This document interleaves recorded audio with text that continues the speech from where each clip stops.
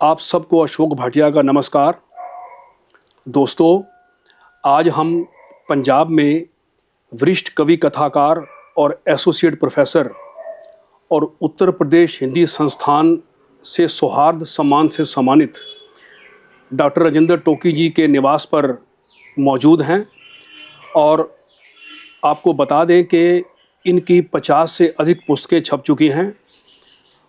और टोकी जी, जी आपसे पहला सवाल यह है कि भारतीय जागरण में हम 3 कड़ियों को अच्छी तरह जानते हैं। जी पहले 1828 में ब्रह्म समाज स्थापित हुआ राजा राम मोहन राय द्वारा। जी फिर 1867 में प्रार्थना समाज आया, जी गोविंद रानाडे। जी और फिर इसी वर्ष आर्य समाज की भी स्थापना हुई।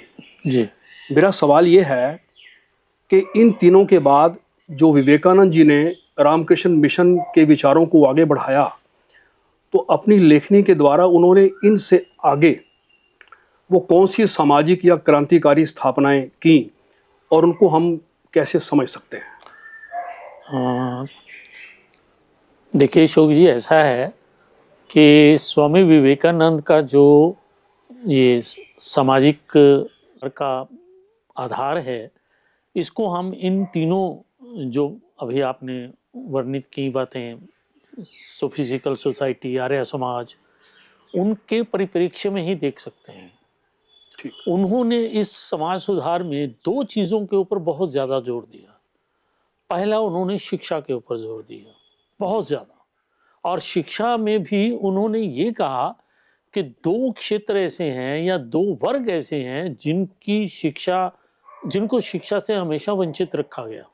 एक तो नारी, और दूसरे निम्न वर्ग जिनको शूद्र कहते हैं, और विवेकानंद ने तो चांडाल शब्द का प्रयोग किया, तो उनको इनसे वंचित रखा गया। तो विवेकानंद का सबसे अधिक बल इस बात पे था कि इनको शिक्षा प्राप्त होनी चाहिए और इनको अधिकार मिलना चाहिए शिक्षा ग्रहण करने का, स्त्रियों को आगे शिक्षित करने का, चंडालों को आगे विकसित करने का। वो उन्होंने अपने सन्यासियों को कहा था कि जगह जगह पर जाइए और इन लोगों को शिक्षित कीजिए। एक बात। दूसरी बात उन्होंने ये कही कि समाज सुधार, वो समाज सुधार नहीं चाहिए जिस तरह के समाज सुधार की बात लोग कर रहे हैं, उससे बदलना चाहिए उसको, क्योंकि उस समाज से वो प्रसन्न नहीं थे। वो चाहते थे कि समाज सुधार जो है वो ईमानदारी से, निश्चलता के होना चाहिए। पंडितों और पुरोहितों को वो परे करना चाहते थे कि ये समाज सुधार में बाधक है। जी। तो मैं समझता हूँ कि विवेकानंद को उसी कड़ी में परिगणित करना चाहिए जिस कड़ी में बाकी संस्थानों ने समाज सुधार का या देश को आगे बढ़ाने का काम किया।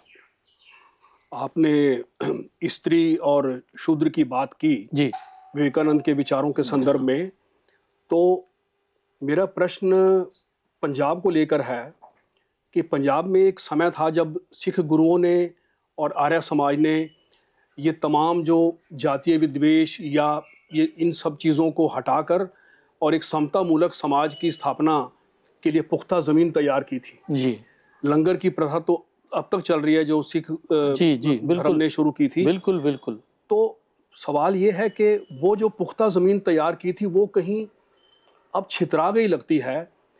पंजाब में भी अब कहीं जातीय भेदभाव दिखाई देता है।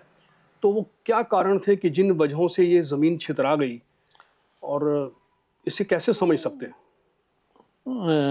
देखिए, ऐसा है कि जो तो लंगर की प्रथा है सिखों की, वो तो आज भी बदस्तूर जारी है। जी। मैं विदेश में भी जा आया हूँ, और विदेश में मैंने देखा है वहाँ वैसी ही लंगर की प्रथा चल रही है जैसी यहाँ है।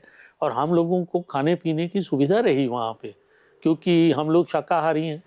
तो वहाँ विदेश में तो शाकाहारी का कोई नामो निशान भी नहीं है, तो लंगर की प्रथा तो चल रही है। जहाँ तक यहाँ का सवाल है, तो यहाँ पर भी जहाँ जो सिख कम्युनिटी है वो तो इस लंगर प्रथा को चला रही है। जी।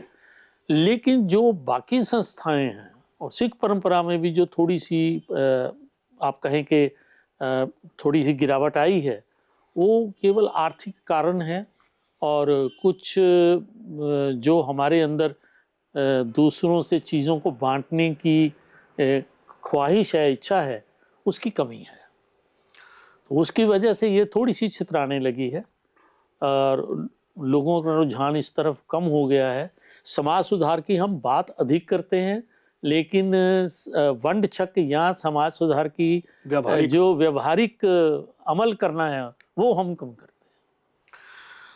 क्योंकि हम पंजाब में बैठे हैं और आपने विवेकानंद के अलावा शरदाराम फिल्लौरी पर भी काम किया है। आपके संपादन में वो ग्रंथावली निकली है जी।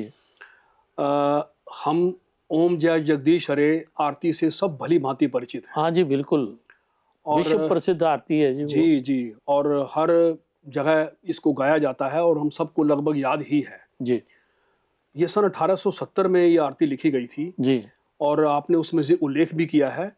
मैं सिर्फ, मेरी जिज्ञासा ये है कि इस आरती के अंत में एक प्रक्षिप्त अंश जुड़ा हुआ है 2 पंक्तियों का जी। रामचंद्र जी की आरती जो कोई नर गावे, इस तरह करके है। जी जी। तो वो कैसे पता चला कि वो शरदाराम फिल्लौरी का नहीं है और प्रक्षिप्त अंश है? जी। क्या कोई टेक्सचुअल क्रिटिसिज्म के आधार या कोई और आधार है? मैं बताता हूँ इसका। देखिए, मूल कारण, इसके 2-3 कारण हैं, मैं आपको बिल्कुल क्लियर करता हूँ। पहली बात तो ये है कि श्रद्धाराम फिल्लौरी जी की सारी कविताओं को संकलित करने का काम उनके पेट शिष्य तुलसी राम ने किया जी। और तुलसी राम ने अपनी भूमिका में इस बात का उल्लेख किया कि उनकी ये जो शुद्ध आरती है इसमें प्रक्षिप्त अंश है, और क्या प्रक्षिप्त अंश है वो भी उन्होंने उल्लेखित किया। नंबर 1 मैं बताता हूँ, अभी इसकी डिटेल में भी जाता हूँ। दूसरी बात ये है कि उन्होंने जब इन कविताओं को संकलित किया तो उन्होंने उसका शुद्ध पाठ ही उसमें दिया है, और उस शुद्ध पाठ की प्रामाणिकता और भी हो जाती है कि एक और व्यक्ति ने उस जय जगदीश हरे का संस्कृत में अनुवाद किया, और संस्कृत के अनुवाद को भी हमें प्रामाणिक ही मानना पड़ेगा। तो उसमें वो प्रक्षिप्त अंश आ गए। अब तुलसी राम ने क्या कहा, उन्होंने ये कहा कि प्रक्षिप्त अंश इसलिए आ गए कि उसमें कुछ और संतों के नाम जुड़ गए, जैसे हरिहर राय का नाम जुड़ गया, शिवानंद स्वामी का नाम जुड़ गया। अब ये जो नाम है ये तो बहुत बाद में हुए, ये दोनों ही व्यक्ति जो बाद में हुए, लेकिन श्रद्धाराम फिल्लौरी तो पहले हुए जी। एक बात। दूसरी बात, इन लोगों का नाम क्यों जुड़ गया? क्योंकि इन लोगों ने इस आरती को अपने नाम से भुनाने का प्रयत्न किया। ये मैं नहीं बोल रहा, ये तुलसी राम ने ही लिख दिया है अपनी भूमिका में जी। तो प्रक्षिप्त अंश चल रहा है, अब चल ही रहा है, तो लोगों को पता नहीं है। हम जिन लोगों को बताने की कोशिश करते हैं वो इसको, आप समझते ही हैं, एक बार आदत पड़ जाती है तो फिर जाती नहीं है जी। तो ये मैं समझता हूँ प्रक्षिप्त अंश का मुख्य कारण तो यही है जी जी। हमारे पास जो पाठ है वो पाठ है तुलसी राम का, और तुलसी राम जी का जो पाठ है वो प्रमाणिक ही माना जाना चाहिए, क्योंकि सबसे पहले वही प्रकाशित हुआ है। लेकिन उसमें भी आप बता रहे हैं कि उसमें भी वो प्रक्षिप्त अंश मौजूद है? नहीं है, उसमें नहीं है, वो बाद में जोड़ा गया।